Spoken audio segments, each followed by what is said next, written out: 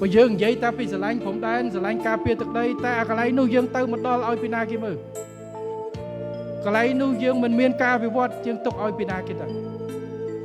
នៅហើយការពារព្រំដែនគឺមិនមែនកសាងទ័ពកសាងលេនដ្ឋានឲ្យខ្លាំងទេប៉ុន្តែការកសាងអភិវឌ្ឍឲ្យប្រជាពលរដ្ឋរស់នៅតាមព្រំដែនកសាងសេដ្ឋកិច្ចតាមព្រំដែនបើកច្រកសេដ្ឋកិច្ចព្រំដែនច្រកអន្តរជាតិច្រកទ្វេភាគីច្រកតំបន់ឲ្យច្រើនដើម្បីឲ្យប្រជាជនយើងឲ្យធុរកិច្ចយើងទៅរកស៊ីប្រតិកលាជាមួយប្រទេសជិតខាងនៅទីនោះនឹងហើយប្រជាជនគាត់ដឹងហើយ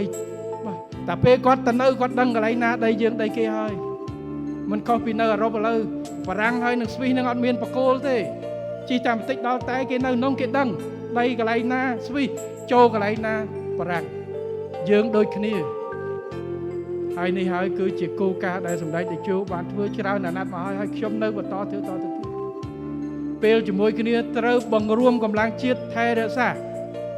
សេដ្ឋកិច្ចថែរក្សាសន្តិភាពដើម្បីយើងពង្រឹងខ្លួនឯងធ្វើយ៉ាងណា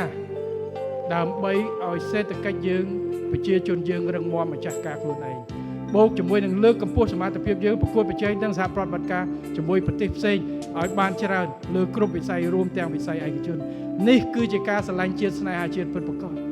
ហើយមានតែវិធីនេះទេដែលយើងអាចការពារខ្លួនយើងបានដោយកូនខ្មែរខ្លួនឯងបាននេះហើយគឺជាវិធីសាស្ត្ររបស់យើង